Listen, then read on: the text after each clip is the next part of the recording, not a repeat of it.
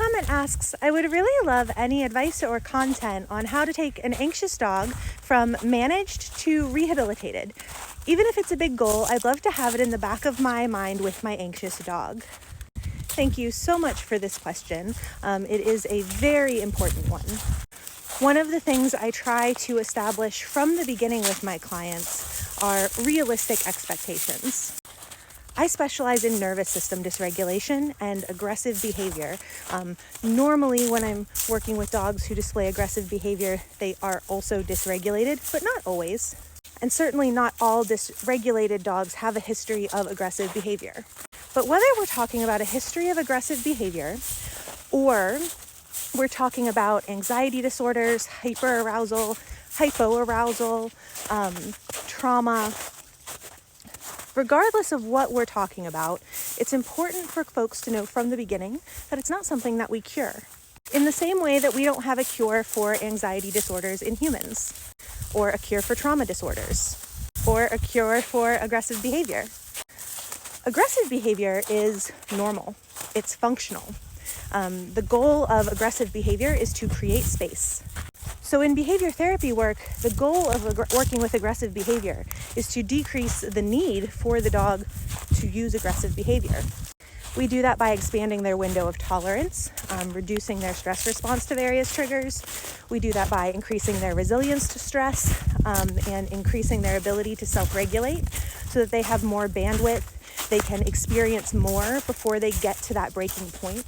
By managing the environment and managing their triggers, so preventing exposure to the ones that aren't necessary, and preventing exposure, of course, to the level that it is safe for everyone while we work on building skills.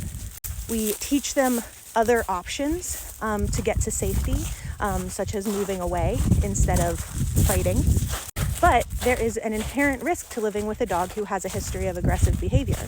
And that is very important to understand before undertaking behavior therapy, because if that is not an acceptable level of risk, then they cannot continue to live in the home with that dog. And indeed, when management is no longer sustainable or when the level of risk is no longer acceptable, that is when we discuss other options. Anxiety disorders are very similar. It can be helpful to understand, too, that there is a difference between fear and anxiety.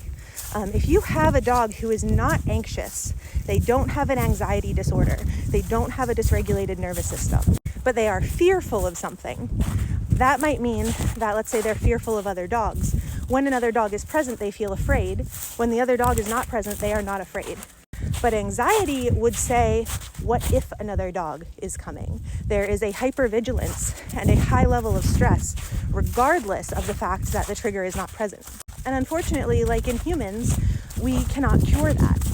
So the idea of rehabilitation, that word specifically, I see pop up in a lot of circles that use suppressive methods. And in the short term, it often refers to dogs whose behaviors, their symptoms of anxiety have been suppressed. But that is a different video. And it is definitely not the same thing as improving the dog's quality of life or addressing their anxiety in any meaningful way. So with anxiety disorders, again, we are trying to reduce the stress response, increase resilience to stress, increase self-regulation. We're often working to change emotion and increase agency, to manage, reduce stress in their day-to-day life. We're looking at enrichment needs and ensuring that needs are satiated and appropriately satiated for the learner in front of us. And in doing that, we open up their world.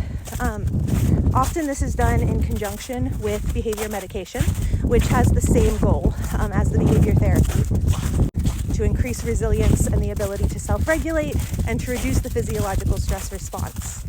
And through that, we can significantly reduce stress, dramatically improve well-being. We can expand the dog's world, but they are never going to be like a dog who does not have a dysregulated nervous system, who does not have anxiety. Dogs with anxiety disorders can live really good lives. Right here in the back, you can see my stranger danger kiddo who is diagnosed with generalized anxiety disorder. And you can see my German Shepherd, who has some hyperarousal struggles that are generally not present in his day-to-day life at this point. And part of that is environment. I'm not trying to walk my stranger danger kiddo in urban areas. One of my favorite activities is hiking in the middle of nowhere. And so it is fairly easy for us to manage that stress, to satiate needs, and to do the things we want to do without being in a triggering position. I can hire pet sitters, I can have visitors over, we can go to the vet without it being stressful, we can take off leash, they get good sleep, they get good social time, they get good physical exercise, they feel well in their bodies, they generally experience healthy levels of stress hormones on a day-to-day basis, and they are living good lives. And so sometimes it's about changing what our goals look like, and it can be about sometimes grieving the dogs that we thought we were going to have, and sometimes the environment isn't as accommodating as we would like it to be, and that's okay too. Everyone's outcome is going to look a little bit different. Everyone's standard for quality of life is going to look a little bit different. And the level of risk is going to be different for everyone, the level of risk that they find acceptable. But dogs with anxiety disorders, while not curable, can live really good lives.